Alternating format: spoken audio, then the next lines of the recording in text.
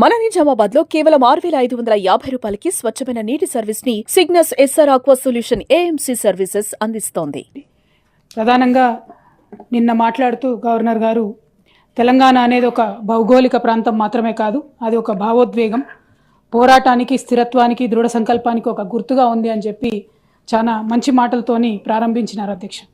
అది చెప్తూ అట్లానే మన సంస్కృతి, చరిత్ర, సాంప్రదాయాలు ఇవన్నీ కూడా కలుపుకొని ఒక విజన్తో ముందుకు పోతా ఉన్నామని చెప్పారు అధ్యక్ష. అవి చెప్తూ ఒక మాట ఏమంటారంటే అధ్యక్ష, మనం జయ జయ హే తెలంగాణ జననీ జనకేతనం అనేది అధికారిక గానంగా స్వీకరించామని చెప్పారు. సంతోషం అధ్యక్ష, తెలంగాణ కవి రాసినటువంటి పాట స్వీకరించడం అందరికి సంతోషం. కానీ దానికి ఒక ఆంధ్ర ఆయన మరి మ్యూజిక్ డైరెక్టర్ ఏందన్నది ఎవరికి కూడా అర్థం కానటువంటి విషయం అధ్యక్ష. తెలంగాణ ప్రాంతం యొక్క అస్తిత్వం కోసమే పోరాటం జరిగింది. దానికి మరి మన దగ్గర మ్యూజిక్ డైరెక్టర్లే లేనట్టుగా ఒక కీరవాణి గారిని తీసుకొచ్చి దానికి మ్యూజిక్ డైరెక్షన్ అన్నది చాలా సోషల్ మీడియాలో, మాధ్యమాల్లో అంతటా కూడా అభ్యంతరం వ్యక్తమవుతున్నటువంటి విషయం అధ్యక్ష. అట్లానే తెలంగాణ తల్లి విగ్రహ అధికార స్వీకరణ రాష్ట్ర విశిష్ట గుర్తింపును, సమ్మిళిత స్ఫూర్తిని మరింత పటిష్టపరుస్తుందని చెప్పినారు అధ్యక్ష. అధ్యక్ష, ఇక్కడ ఒక రిక్వెస్ట్ ఏంటంటే, తెలంగాణ తల్లి ఉద్యమ సందర్భంలో వేలాదిగా పెట్టుకున్నాం అధ్యక్ష. అందులో తమ్మర్ పాల్గొన్నారు, కోదండరాం సార్ పాల్గొన్నారు, జూపల్లి కృష్ణారావు గారు పాల్గొన్నారు. ఇక్కడ ఉన్నటువంటి అనేక మంది పెద్దలు కూడా ఉద్యమంలో సమ్మిళితమై, సీతక్క గారు కూడా ఆనాడు నిరాహార దీక్ష చేసారు. ఒకరు కాదు, ఇద్దరు కాదు. తెలంగాణ తల్లికి దండ అయినటువంటి వ్యక్తి తెలంగాణలో లేరు అధ్యక్ష. కానీ అదే తెలంగాణ తల్లికి కేవలం ఒక గెజెట్ లేదు, ఒక జీవో ఇవ్వలేదని చెప్పి ఆవిడ స్వరూప స్వభావాన్ని మార్చేసి ఆమెను ఒక మామూలు తల్లిని చేసిండ్రు అధ్యక్ష. తెలంగాణ అంటే ఒక ప్రత్యేకత, ఒక బతుకమ్మ, ఒక బోనము ఉంటేనే ప్రత్యేకత. పోనీ మీకు బతుకమ్మ నచ్చలేదు అనుకోండి, బోనం పెట్టేది ఉంటుంది. కేవలం మన తెలంగాణలో ప్రత్యేకత ఉన్నది కదా. ఏది లేకుండా సంపూర్ణంగా తెలంగాణ తల్లి విగ్రహ రూపాన్ని మార్చి మళ్ళీ దాన్ని ఇక్కడ గవర్నర్ గారి చేత ఇది మన ఆత్మగౌరవానికి, సాధికారితకు చిహ్నంగా ఉంది అని అంటే దీన్ని మెజారిటీ తెలంగాణ ప్రజలు అలా యాక్సెప్ట్ చేసేటటువంటి పరిస్థితిలో లేదన్న విషయాన్ని తమరు గమనించాలి అధ్యక్ష. ప్రభుత్వాన్ని గమనించవలసిందిగా కోరుతా ఉన్నాను అధ్యక్ష. అట్లానే ఈ సంవత్సరం అధ్యక్ష మేము పదే వారికి గుర్తు చేసినాము. దాశరథి గారు అధ్యక్ష చాలా గొప్ప కవి, ఎందుకంటే సంస్కృతి సాంప్రదాయాల మీదనే గవర్నర్ గారు ఫోకస్ చేసినారు కాబట్టి ఈ సూచన చేస్తూ ఉన్నాం అధ్యక్ష. వారి శత జయంతి సంవత్సరం అధ్యక్ష. నా తెలంగాణ కోటి రతనాల వినా అన్నాడు మా నిజామాబాద్ జైలు గోడల మీదనే బొగ్గుతో రాసినటువంటి గొప్ప కవి అధ్యక్ష. తను స్వాతంత్ర సమరయోధుడు. ఇది వారి శత జయంతి సంవత్సరం అధ్యక్ష.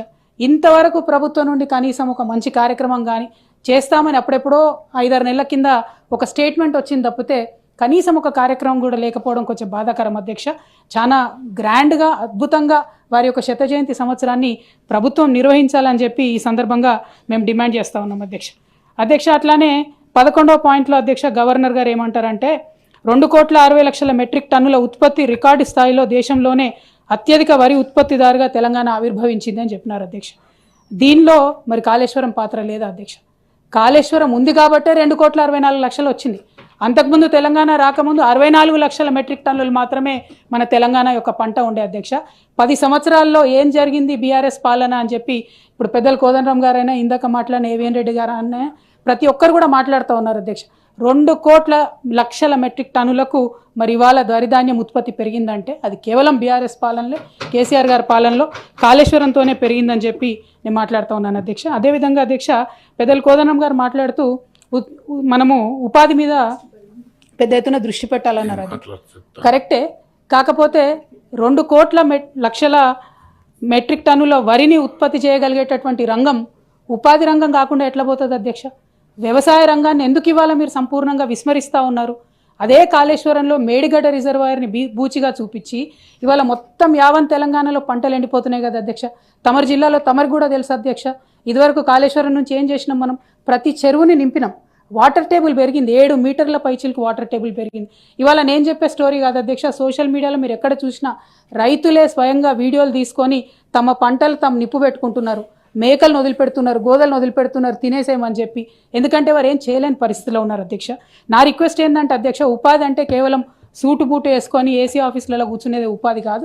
మన చేత, మన ఇంట్లో మనం గొర్రెలు పెంచుకున్నా, చేపలు పెంచుకున్నా, వ్యవసాయం చేసినా, ఇంకో పని చేసినా అది కూడా ఉపాధి అవుతుంది అధ్యక్ష. దాని మీద కూడా దయచేసి చిన్న చూపు చూడవద్దని చెప్పి నేను ప్రభుత్వాన్ని కోరుతా ఉన్నాను అధ్యక్ష. 12వ పాయింట్లో గవర్నర్ గారు మాట్లాడారు అధ్యక్ష. మేము 20,000 కోట్ల రూపాయలు రుణమాఫీ చేసినామని చెప్పి చెప్పినారు అధ్యక్ష. అంతకుముందు ఎన్నికల సందర్భంలో వాళ్ళు ఒక మాట మాట్లాడినారు అధ్యక్ష. 2 లక్షలు మేము రుణం మాఫీ చేస్తాము, మీరు ఇప్పటికైతే ఎవరైనా 1,00,000 రూపాయలే తీసుకుంటే అర్జెంటుగా బ్యాంకుకు పోండి, రుణం తెచ్చుకోండి అన్నారు అధ్యక్ష. అంటే ఎస్పెషల్లీ అధ్యక్ష, నేను తమరికి కూడా తెలుసు, తమరి జిల్లాలో గిరిజనులు ఎక్కువ ఉంటారు అధ్యక్ష. 10% మన రాష్ట్రంలో గిరిజనులు ఉంటే 20 లక్షల ఎకరాల పైచిలకు వాళ్ళ దగ్గర భూమి ఉన్నది అధ్యక్ష. ఒక్కొక్క గిరిజన బిడ్డ అధ్యక్ష ఇవాళ తండ్రి పేరు మీద, కొడుకు పేరు మీద, బిడ్డ పేరు మీద 2 లక్షల రూపాయలు రుణం తెచ్చుకుంటే అధ్యక్ష 7-8 లక్షల రూపాయలు ఆ ఇండ్లలో అప్పయింది. కానీ ప్రభుత్వం మాత్రం మరి కేవలం 20,000 కోట్లు ఇచ్చి 25 లక్షల మందికి మాత్రం అప్పు తీర్చినామని చెప్తున్నారు అధ్యక్ష. ఇప్పటికీ కూడా అప్పు తీరక సంపూర్ణంగా రుణమాఫీ కాక అనేక కుటుంబాలు బాధపడతా ఉన్నాయి అధ్యక్ష. మరి ఆ సందర్భాన్ని దాన్ని ఎగ్జాక్ట్లీ అది చెప్పకుండా అసలు ఎస్టిమేషన్ ఒక 50,000 కోట్ల రూపాయలు అయితేనే 2 లక్షల రుణమాఫీ అవుతుంది అధ్యక్ష. అది కాకుండా కేవలం 20,000 కోట్లు చేశామని గవర్నర్ గారితో చెప్పించడం అన్నది ఇది ప్రభుత్వం గవర్నర్ గారిని తప్పుదోవ పట్టిస్తుంది అధ్యక్ష, రైతులను మన ప్రజల్ని కూడా తప్పుదోవ పట్టిస్తుంది అన్న విషయాన్ని నేను ఈ సందర్భంగా తెలియజేస్తా ఉన్నానండి. అదేవిధంగా 500 రూపాయల బోనస్ ఇచ్చినామని చెప్తా ఉన్నారు అధ్యక్ష. ఇది మాత్రం నేను కొద్దిగా అన్పార్లమెంటరీ అయినా బోగస్ అనే పదాన్ని వాడాల్సి వస్తుంది అధ్యక్ష. ఎందుకంటే ఇది గుండెల్లోంచి వచ్చేటటువంటి బాధ అధ్యక్ష. ప్రతి రైతు ఎక్కడికి పోయినా మీరు మాట్లాడండి ఈ విషయం మాకు బోనస్ రాలేదని చెప్తున్నటువంటి పరిస్థితి ఉంది అధ్యక్ష. దీన్ని 16వ పాయింట్ కింద గవర్నర్ ప్రసంగంలో పెట్టినారు. ఇది చాలా దారుణం అని చెప్పి నేను తెలియజేస్తా ఉన్నాను అధ్యక్ష. అదేవిధంగా 18వ పాయింట్లో అధ్యక్ష, నిరంతర వ్యూహాత్మక ప్రయత్నాల ద్వారా నా ప్రభుత్వం కృష్ణానది జలాలలో తెలంగాణ యొక్క న్యాయబద్ధమైన వాటాను పరిరక్షించుకోవడానికి కేఆర్ఎంబీతోని ఫైట్ చేసినామని చెప్తా ఉన్నారు అధ్యక్ష. మరి నిజంగా అది నిజమే అయితే ఇప్పటి వరకు నాగార్జున సాగర్ ఎందుకు ఇంకా తెలంగాణ గవర్నమెంట్ అండర్లో రాలేదు అనే ప్రశ్న ప్రతి ఒక్క హృదయంలో వస్తూ ఉంది అధ్యక్ష. అటుపక్క లెఫ్ట్ బ్యాంక్ కెనాల్ నుంచి వాళ్ళు వరుసపెట్టి నీళ్లు తీసుకుపోతుంటే కనీసం మన ఇంజనీర్లు అటుపక్క పోయి కొలత తీసుకోలేనటువంటి పరిస్థితిలో ఉంటే మరి ఎందుకు నాగార్జున సాగర్ని స్వాధీనం చేసుకోలేకపోతున్నారో ప్రభుత్వం ఆన్సర్ చేయాల్సినటువంటి అవసరం ఉందని చెప్పి తెలియజేస్తా ఉన్నాను అధ్యక్ష. అదేవిధంగా అధ్యక్ష 21వ పాయింట్లో మహాలక్ష్మి పథకం ఒక గేమ్ చేంజర్గా ఉందని చెప్తా ఉన్నారు అధ్యక్ష. మహాలక్ష్మి అనేది ఒక 4-5 పథకాల సమాహారంగా వాళ్ళు చెప్పినారు అధ్యక్ష. ఇక్కడ చెప్పడం ఏంటంటే మహాలక్ష్మిని మేము చేసేసినామని చెప్తున్నారు, కానీ చేయలేదు అధ్యక్ష. అది పాక్షికంగానే వారు సత్యం చెప్తా ఉన్నారు. అసత్యానికన్నా నిజానికి అర్ధసత్యం చాలా డేంజరస్గా ఉంటుంది అధ్యక్ష. ప్రభుత్వం అర్ధసత్యం చెప్తుంది, ప్రజలకు నిజం చెప్తలేదు. కాబట్టి తక్షణమే మహిళలకు అనౌన్స్ చేసినటువంటి 2,500 రూపాయలు, అదేవిధంగా కళ్యాణ్ లక్ష్మితో పాటు తులం బంగారం వెంటనే రిలీజ్ చేయాలి, ఈ బడ్జెట్లో పెట్టాలని చెప్పి నేను డిమాండ్ చేస్తూ ఉన్నాను అధ్యక్ష. 24వ పాయింట్లో మహిళలకు గ్యాస్ సబ్సిడీ ఇచ్చినామని చెప్తా ఉన్నారు అధ్యక్ష. చాలామంది మహిళలతో ప్రత్యక్షంగా ఇంటరాక్ట్ అయిన తర్వాత నేను చెప్తున్నాను అధ్యక్ష, 500 ఇండ్లకు ఒక ఇంటికి కూడా ఆ పథకం సరిగ్గా అందుతలేదు అధ్యక్ష. ఆ పథకానికి దయచేసి రివ్యూ చేసుకొని పారదర్శకంగా అమలు చేయవలసిందిగా నేను ప్రభుత్వాన్ని కోరుతా ఉన్నాను అధ్యక్ష. అట్లానే 35వ పాయింట్లో అధ్యక్ష, మేము ఆరోగ్యశ్రీని 5 లక్షల నుంచి 10 లక్షల వరకు పెంచినామని చెప్తా ఉన్నారు అధ్యక్ష. కేసీఆర్ గారు కూడా ఆనాడు వైఎస్ రాజశేఖర రెడ్డి గారి పథకం వారు 2 లక్షల రూపాయలు పెడితే దాన్ని పెంచి 5 లక్షలకు తీసుకొచ్చినాం అధ్యక్ష. కానీ దాంతోపాటు ప్రభుత్వ హాస్పిటళ్లను మంచిగా చేసేటటువంటి ప్రయత్నం మేము చాలా తీవ్రంగా చేసినాం అధ్యక్ష. దాంతోపాటు ప్రతి జిల్లాలో ఒక మెడికల్ కాలేజ్ పెట్టి అద్భుతమైనటువంటి మల్టీ స్పెషాలిటీ హాస్పిటల్ ప్రతి జిల్లాలో ఇవ్వడం జరిగింది అధ్యక్ష. ఇవాళ ఆ ప్రయత్నం మానేసి ఇంకొక 163 మెడికల్ ప్రొసీజర్లు కూడా ఆరోగ్యశ్రీలో చేర్చి ప్రైవేట్కు ఆ డబ్బును మళ్ళిస్తున్నారు, కానీ ప్రభుత్వ రంగ హాస్పిటల్ను పట్టించుకుంటలేరు అధ్యక్ష. ఇవాళ ప్రభుత్వ ఆసుపత్రికి పోతే ఒకసారి చూస్తే అధ్యక్ష సూది లేదు దూది లేదు అన్నట్టు ఉన్నది అధ్యక్ష, మందులైతే లేనేలేవు అధ్యక్ష. దీని మీద దయచేసి కొద్దిగా ఆలోచన చేయాలి అధ్యక్ష.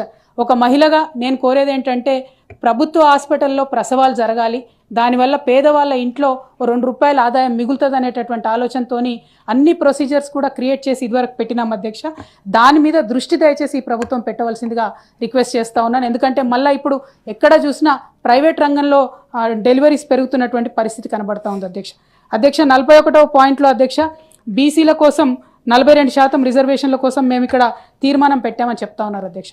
ఇది చాలా సీరియస్ ఇష్యూ అధ్యక్ష. దయచేసి ఈ ప్రభుత్వాన్ని నేను కోరుతా ఉన్నాను, రేపు ఎస్సీ వర్గీకరణకు సంబంధించి ఎల్లుండి బీసీలకు సంబంధించి బిల్లు పెడతారని మాకు తెలుస్తూ ఉంది అధ్యక్ష. కానీ ఇంతవరకు మరి ఈ 2 రిపోర్ట్లను ప్రభుత్వం ఎందుకు దాచిపెడుతుంది అధ్యక్ష? డెడికేటెడ్ కమిషన్ వేసినారు, ఆ రిపోర్ట్ ఎందుకు ఇంతవరకు మరి అసెంబ్లీలో పెట్టడం లేదు? మీరు జనాభా లెక్కలు చేసినామంటున్నారు, కులాల వారీగా ఎందుకు ఆ డీటెయిల్స్ అసెంబ్లీలో పెట్టడం లేరు?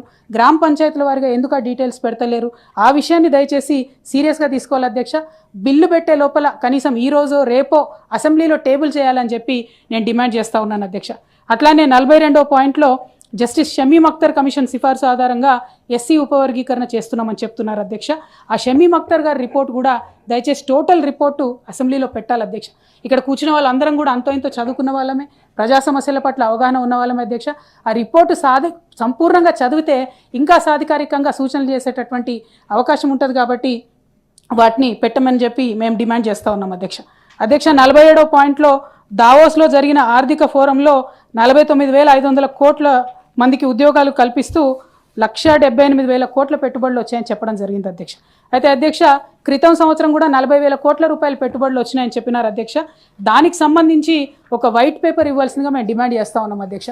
ఎందుకంటే ప్రధాన పత్రికలలో మరి పరిశ్రమలు మనల్ని వదిలిపెట్టి తమిళనాడుకు, గుజరాత్కి, కర్ణాటకకి పోతున్నట్టుగా తెలుస్తూ ఉంది అధ్యక్ష. అందుకోసమని ఈసారి వచ్చిన పెట్టుబడులు, క్రితం సారి వచ్చిన పెట్టుబడులకు సంబంధించి బడ్జెట్లో అన్న కొంత వైట్ పేపర్ పెట్టాలని డిమాండ్ చేస్తూ ఉన్నాం అధ్యక్ష.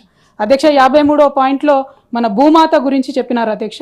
అయితే ఇక్కడ అధ్యక్ష ఒకటి దయచేసి మనం గమనించుకోవాలి. ఇవాళ ఓవరాల్ మార్కెట్ సెంటిమెంట్ చూసినా, రియల్ ఎస్టేట్ చూసినా, రిజిస్ట్రేషన్లో వచ్చేటటువంటి ఆదాయం చూసినా అధ్యక్ష 33% పడిపోయింది. నిజంగానే భూమాత అనేటటువంటిది ఒక రెవల్యూషనరీ స్కీమ్ అయితే, విఆర్ఎల్ని మళ్ళా ప్రవేశపెట్టడం ఒక మంచి స్కీమ్ అయితే, ఎందుకు ఇవాళ ప్రజల్లో ఒక అభద్రత ఉందనేటటువంటి అంశం అందరం కూడా దయచేసి ఆలోచన చేసుకోవాలి అధ్యక్ష. అట్లానే ఆనాడు ఏం చెప్పినారు, మీరు ఎల్ఆర్ఎస్ కట్టకండి, బీఆర్ఎస్ పోతుంది, మేము వచ్చినాక ఎల్ఆర్ఎస్ మాఫీ చేస్తామన్నారు. మళ్ళీ ఇప్పుడేమో ఎల్ఆర్ఎస్ కట్టమని చెప్తున్నారు. దానికేమో అత్యవసరగా ఎవరు కూడా రానటువంటి పరిస్థితి ఉన్నది, ఆదాయం 0 అన్నటువంటి పరిస్థితి ఉన్నది. ఒక పక్క ప్రజలకు ఇచ్చిన మాటను తప్పుతూ ఉన్నారు, ప్రభుత్వానికి వచ్చే ఆదాయాన్ని కూడా గండి కొడుతూ మళ్ళీ ఇవాళ ప్రభుత్వ భూములు వేలం వేయాలని చెప్పి ఒక ప్రక్క ప్రయత్నం, ఇంకొక పక్క హైడ్రాతో విధ్వంసం మాత్రం కంటిన్యూస్గా చేస్తూ ఉన్నారు అధ్యక్ష. ఇది కరెక్ట్ కాదు. దీన్ని గవర్నర్ ప్రసంగంలో తమరు పెట్టడం, దాని తర్వాత ప్రభుత్వాన్ని, ప్రజల్ని తప్పుదోర పట్టిస్తున్నారని చెప్పి నేను భావిస్తూ ఉన్నాను అధ్యక్ష. అధ్యక్ష చివరిగా ఇక 60వ పాయింట్లో అధ్యక్ష జనరల్గా మన శాసన మండలి పేరు ఎవరు ఎత్తారు అధ్యక్ష, శాసనసభ పేరే ఎత్తుతారు. ప్రత్యేకించి గవర్నర్ గారు మాత్రం ఇక్కడ మాట చెప్పినారు అధ్యక్ష. బడ్జెట్ కేవలం అంకెల కూర్పు మాత్రమే కాదు, భవిష్యత్తు కోసం ప్రభుత్వ ప్రాధాన్యతలు, విజన్ల ప్రతిబింబం. మన పాలసీలు, కార్యక్రమాలు, సంక్షేమ చర్యలు తెలియజేసే ఒక ఆర్థికపరమైన నమూనా. అందువల్ల శాసన మండలి సభ్యులు అత్యంత ఆసక్తితో, శ్రద్ధతో బడ్జెట్ చర్చలో తప్పనిసరిగా పాల్గొనాలి అన్నారు అధ్యక్ష. మరి బడ్జెట్ మీద చర్చ ఎన్ని రోజులు పెడుతున్నాం అధ్యక్ష మనం మండలిలో? ఒకరోజు బడ్జెట్ మీద చర్చ, ఒకరోజు మొత్తం పద్దుల మీద చర్చ. ఒకరోజు మొత్తం పద్దుల మీద చర్చ అంటే ఇంతమంది సభ్యులకి అసలు అవకాశం ఎట్లా వస్తుంది అధ్యక్ష? మనిషికి 2 నిమిషాలు కూడా మాట్లాడే ఆస్కారం ఉండదు. Budget is a complex issue అధ్యక్ష. దయచేసి తమరు ఫైట్ చేసి మా తరఫున కొంచెం సమయం పెంచి బడ్జెట్ మీద ఎక్కువ టైం తీసుకోవాల్సిందిగా నేను కోరుతా ఉన్నాను అధ్యక్ష. అధ్యక్ష చివరిగా మీరు ఏమనుకోకుంటే ఒక మాట చెప్తాను అధ్యక్ష. తమరు ఇందాక మా బీఆర్ఎస్ పార్టీ సభ్యుడి పైన కొంత సంయమనం కోల్పోయి నీ న్యూసెన్స్ అని అన్నారు అధ్యక్ష. ఆ న్యూసెన్స్ అనే పదాన్ని అది కరెక్ట్ కాదు. తమరు నాకన్నా చాలా సీనియర్ అధ్యక్ష, మీకు చెప్పేంతటి దాని కాదు. ఆ పదాన్ని మాత్రం దయచేసి తొలగించవలసిందిగా మిమ్మల్ని రిక్వెస్ట్ చేస్తా ఉన్నాను. గౌరవ సభ్యురాలు మీరు కూడా అర్థం చేసుకోవాలా అధ్యక్ష, ఎప్పుడు కూడా ప్రతి సభ్యుడు మాట్లాడినప్పుడు ఒకే వ్యక్తి క్రాస్ టాక్ చేస్తూ అది చేయడం అనేటువంటిది కరెక్ట్ కాదు. అబ్సల్యూట్లీ అగ్రీడ్ అధ్యక్ష. కాకపోతే ఆ పదం మాత్రం తొలగించవలసిందిగా నా రిక్వెస్ట్. ఒకవేళ అన్పార్లమెంటరీ అయితే I will delete it. Definitely. ఇక చివరిగా ఒకటే అధ్యక్ష, జనరల్ గా అధ్యక్ష ప్రతి ఒక్కరికి కూడా అధ్యక్ష ఫ్రీడమ్ ఆఫ్ స్పీచ్ ఉంటుంది కదా మీరు అదే మాట్లాడుతున్నారు, మర్యాద ఉండదు, పద్ధతి కాదు అది. నేను వారు మాట్లాడినారు అన్న తమరు ఆలోచించండి అధ్యక్ష. ఆలోచించి అన్పార్లమెంటరీ అయితే దయచేసి డిలీట్ చేయండి అధ్యక్ష. అట్లానే చివరిగా ఒక విషయం చెప్పి ముగిస్తాను అధ్యక్ష. జనరల్ గా జీవితంలో ప్రతి ఒక్కరు మాట్లాడినా అన్పార్లమెంటరీ వర్డ్స్ ఉంటే I will delete it. Absolutely sir, absolutely. గొప్ప గొప్ప కథల్లో మన పాత్ర ఉండదు అధ్యక్ష అందరికీ కూడా. కానీ ఎవరికి వారు మన కథ గొప్పగా ఉండేలా చూసుకోవాలి అధ్యక్ష. ఈ ప్రభుత్వాన్ని లీడ్ చేస్తున్నటువంటి గౌరవ ముఖ్యమంత్రి గారికి అతి గొప్ప ఉద్యమం అయినటువంటి, ప్రజాస్వామిక ఉద్యమం అయినటువంటి తెలంగాణ ఉద్యమంలో వారి పాత్ర లేదు అధ్యక్ష. కాబట్టే వారు తీసుకునే అనేకమైన నిర్ణయాలు తెలంగాణ ప్రజల పక్షాన ఉంటలేవు, వారి మనోభావాల్ని హర్ట్ చేసే విధంగా ఉన్నాయని చెప్పి నేను భావిస్తూ ఉన్నాను అధ్యక్ష. అందులోనే తెలంగాణ తల్లి కావచ్చు, ఇంకోటి కావచ్చు అనేకమైన అంశాలు వారు తెలంగాణ ప్రజల మనోభావాలు దెబ్బతినే విధంగా వ్యవహరిస్తున్నారని చెప్పి నేను భావిస్తూ ఉన్నాను అధ్యక్ష. ఇక చివరిగా అధ్యక్ష, తెలంగాణ అంటేనే గంగా జమున తహజీబ్ అని చెప్తాం అధ్యక్ష. ఇప్పుడు రంజాన్ మాసం కూడా నడుస్తూ ఉంది అధ్యక్ష. మరి ఇట్లా నడుస్తున్నటువంటి సందర్భంలో కూడా మొన్న వచ్చిన ఎమ్మెల్సీలో కూడా ఒక మైనారిటీకి ప్రాధాన్యత ఇవ్వలేదు. ఇప్పుడున్న మంత్రివర్గంలో కూడా ఒక మైనారిటీ లేరు, ఒక ఎస్టీ లంబాడా లేరు. ఉమ్మడి ఆంధ్రప్రదేశ్ చరిత్రలో కూడా ఏనాడు మంత్రివర్గంలో మైనారిటీ లేకుండా ఎస్టీ లంబాడాస్ లేకుండా మంత్రివర్గం లేదు అధ్యక్ష. ఇది కేవలం ఈ ప్రభుత్వం చేస్తుంది.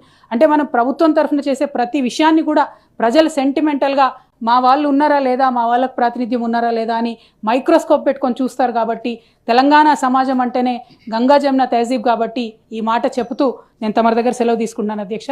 Thank you. జై తెలంగాణ.